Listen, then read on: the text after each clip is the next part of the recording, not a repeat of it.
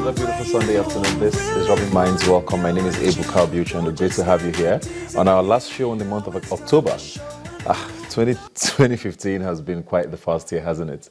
A lot has happened in this year for Nigeria, and most recently, of course, we finally do seem like we might be having a cabinet, even though the year is pretty much over.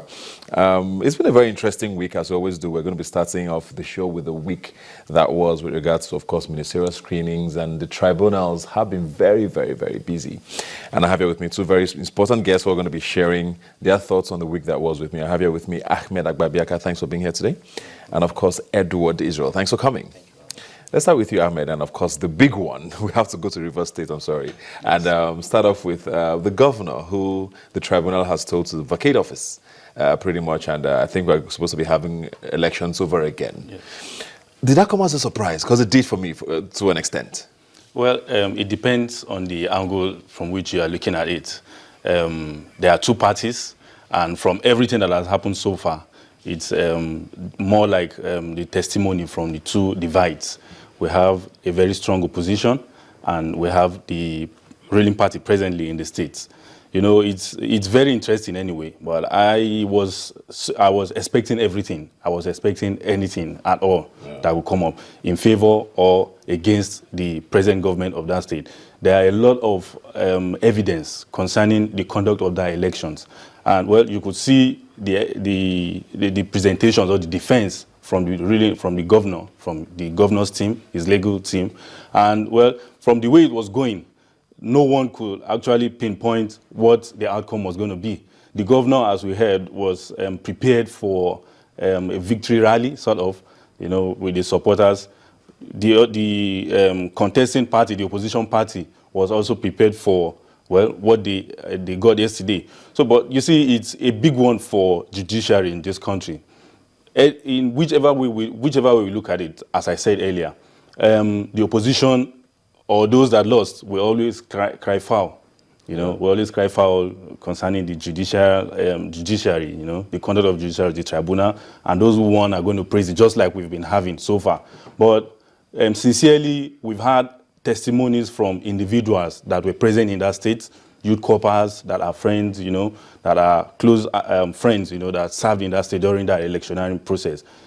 There were stuffs that we had concerning the conduct of the election. It was not anything to write home about from the testimony from these people, actually. Why me saying it became a bit of a surprise for me is because I'm looking at things from the point of view of INEC now. During the elections, the one state that I know we had a lot of issues with was actually Rivers State. You know, the governor at the time, Governor Rotimi Amechi, kept saying elections were not holding. He couldn't even vote at some point. And there were all of these stories, but INEC insisted that there were no problems. I mean, even if there were issues, that it wasn't too big enough to make elections stop or to cancel whatever results they were. So where does INEC come in all of this now? And do we start looking at INEC differently? Because, I mean, Atahiru Jega has been hailed so much for the elections I held the last time. And we're starting to see that maybe some of these things that we talked about were not necessarily politics. Well, I think the most important thing is Jega was at the national, was at the helm of affairs nationally. There are state recs who most times, there's the theory that a lot of them were in the pockets of state governors and the power brokers in each state. Now, from the day of the election, I knew that the Rivers State election was going to be annulled. Do you understand? Because in my own way, I felt Governor Amechi then knew that the PDP was not, the APC was not going to win the state. So possibly he cried foul as loud as possible so that people will put attention on the state. And so when it goes to tribunal, there will be the fact that, oh, he already spoke about it and made a lot of noise about it. So it didn't really come as a surprise to me. The fact that the governor was sacked and the election is going to be reheld in 90 days, I don't think anything came as a surprise to me. I was expecting it from the get-go. They said they're going to appeal now. I don't know how that works out with the 90-day space. What do you think is going to happen there? Well, it's within their right to go ahead with the appeal up to the level of the Supreme Court. You know, within the 90 days window, they have all the opportunities to prove their case, just like they've said. They said, well, it's a similar presentation or a similar case with what they had in Imo, Lagos, and other states that belongs to the ruling party, the APC. So why is Rivers, that's quoting the governor now, why is Rivers' case different? So perhaps they want to rely on the outcome of the cases in Lagos, Imo, and Ogun State, and some other states, Yobe, to present their case, and wishing that they're going to have a positive outcome from the Court of Appeal. Do you think that's possible, though? Talking about elections now, if things hold in 90 days, do you think the APC has a fighting chance? Well, in River State. In River State, I think it's very, very important. It has become important for the APC to win River State and Akwa Ibom and some of these oil-producing states. Do you understand? So I think they will go all out to try and win the state. Now, in terms of is there support for Governor Wike on ground in River State? I think he has his own support. So I would say right now that it's a 50-50 chance. Of course, there's I always say that it's Nigeria, so there's always the political might of the ruling party that comes into play during elections. So the fact that you are the opposition and you're in your minority, and even though you're the sitting governor, it doesn't mean that you're going to get it easy. You understand? So there's going to be a lot of, but I think it's a 50-50 chance. It could go either way. Okay. You mentioned another state that I also was in the news, of course, Akwa Ibom states.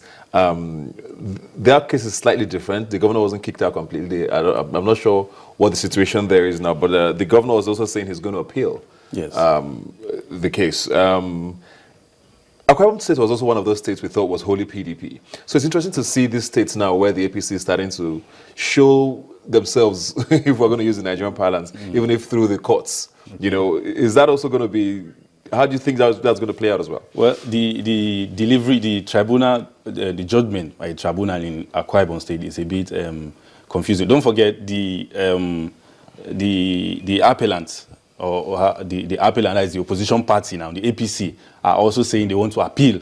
So it's double appeal. They both want to appeal because they are not satisfied with the outcome of the tribunal, the way it were. So we're expecting more of a legal battle in Akwa Ibom State as it is right now, because the way it is, the governor here has a substantive number of votes from the other states. The election is meant to be conducted in just 18 states. 18 local government. 18 local government. So it's a big one for the opposition anyway in Rivers, in Akwa Ibom State, because the governor presently is at a vantage position. Unlike Rivers, the APC will have a great deal to prove what they claim were the issues during the election. Though some of us knew some of these things. The First Lady, Patience Jonathan, relocated to Rivers State, and all sort of intrigues that played on in Rivers State. So Rivers is much more is a boiling point in the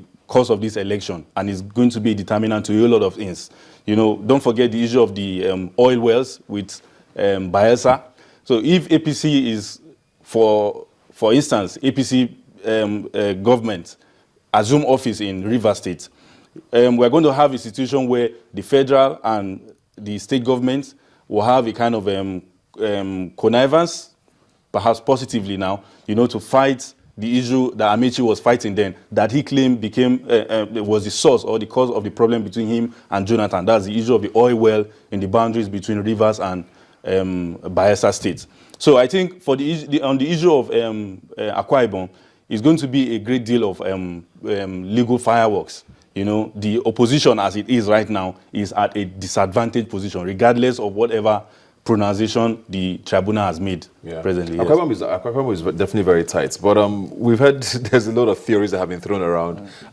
In the last week, we heard about, of course, the minority leader who was the former governor of Akwa Ibom State, Godswill Akpabio, being invited, like he said. We did hear he was arrested, but he said he was just invited for questioning. So I've tied that to the state elections that have been, ruled upon, and trying to make sure that the PDP is silenced a bit to make things flow there normally. We don't know, of course, those are just all allegations. What are your thoughts on Akwa Ibom? Yeah, interestingly, I came across the Akwa Ibom tribunal just on the TL, and then a friend invited me to court at the tribunal. So I sat in the court, and for a while I'd been seeing the APC narrative on social media about how they were saying, elections did not hold at all. Of course, that was what the whole case was built upon. The elections did not hold at all in Akwa Ibom.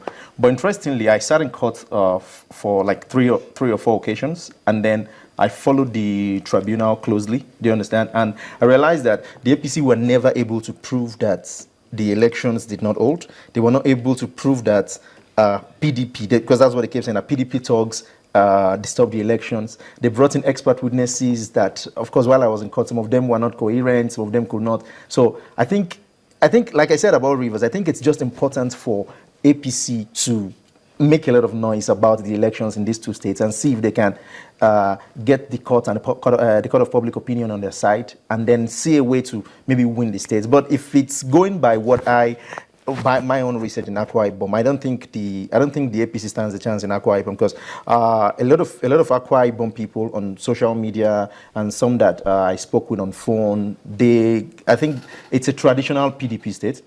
Do you understand? Of course, they call Godzilla. Many states before the elections. They call Godzilla Kwabio. I've forgotten. There's a nickname they have for him right now. Do you understand? So it's been a core PDP state, and even in as much as people like Umana Okon, who is the APC candidate, it doesn't mean that people like the APC as a party. So I think it's going to be quite tough for them.